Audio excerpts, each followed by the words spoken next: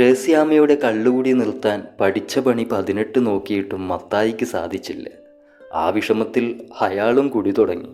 ഇപ്പോൾ മത്തായിക്കെന്നും മത്താണ്. ഒരിക്കൽ ഷാപ്പിൽ വെച്ച് മുന്നിലിരിക്കുന്ന വറുത്ത മീനുകളോട് അയാൾ തൻ്റെ സങ്കടം പറയുകയായിരുന്നു. ത്രേസ്യാമ്മയ്ക്ക് എന്നും സംശയമാണ്. മത്തായിക്ക് വേറെ കെട്ടിയോളും കുട്ടിയോളും ഉണ്ടെന്നാണ് അവളുടെ പക്ഷം. അങ്ങനെ സംശയിച്ച് തലക്ക് വട്ടിളകിയാണ് ത്രേസ്യാമ്മ കുടി തുടങ്ങിയത്. കുടിയെന്ന് പറഞ്ഞാൽ അസ്സല് കുടി. ഇടവകയിലെ മുഴുകുടിയൻ പത്രോസ് കുടിക്കുന്നതിലുമേറെ അവൾ കുടിക്കും. അതും ഒരിളനീര് കുടിക്കുന്ന ലാഘവത്തോടെ. വറുത്ത മത്തിയോടും കരിമീനോടും സങ്കടം പറഞ്ഞ് അയാൾ ആ ഷാപ്പിലെ മേശയിൽ തല തല്ലിക്കരഞ്ഞു. മത്തായിക്ക് എങ്ങനെയും ത്രേസ്യാമ്മയുടെ കുടി നിർത്തണം. കുടിച്ചാൽ അവൾ ഒരു യക്ഷിയാണ്. എന്തെങ്കിലും ഒരു കാരണമുണ്ടാക്കി അവൾ തൻ്റെ ചോര കുടിക്കും. എന്തൊരു കഷ്ടമാണ് അയാളുടെ കാര്യം.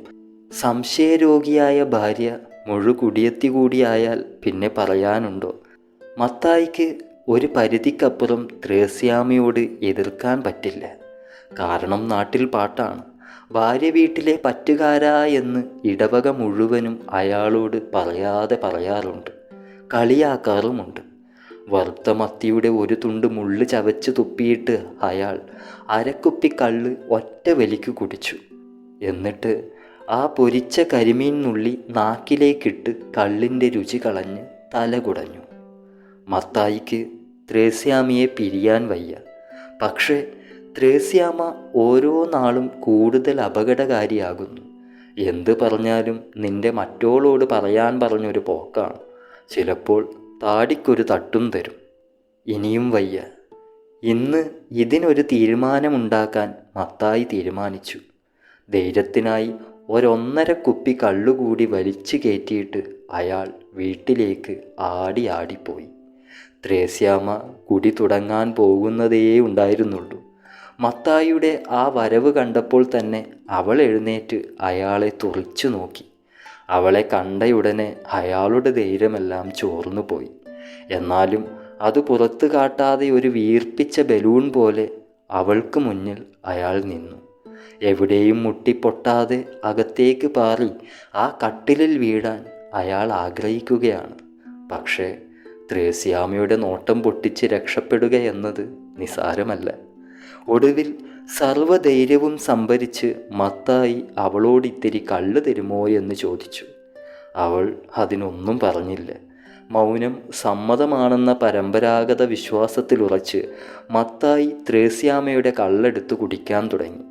അവൾക്കും ഒഴിച്ചു കൊടുത്തു. ഒഴിക്കാൻ നേരം അയാൾ അവളോടൊരു കാര്യം പറഞ്ഞു.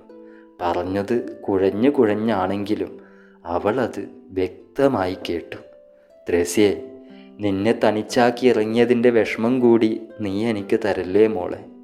എങ്ങനെയൊക്കെയോ തപ്പിപ്പിടിച്ചെഴുന്നേറ്റ് മത്തായി അകത്തേക്ക് പോകുന്നത് ത്രേസ്യാമ്മ നോക്കിയിരുന്നു.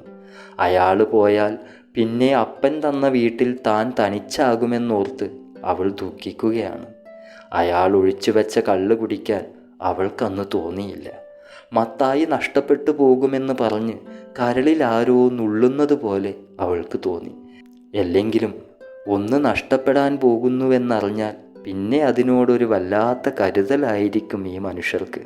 പിറ്റേന്ന് മത്തായി കണ്ണുകൾ തുറക്കുമ്പോൾ നമുക്ക് കുറച്ചുകൂടി കഴിഞ്ഞിട്ടുണരാമെന്ന് പറയാൻ അയാളുടെ പുതപ്പിനുള്ളിൽ ത്രേസ്യാമ്മയുണ്ടായിരുന്നു.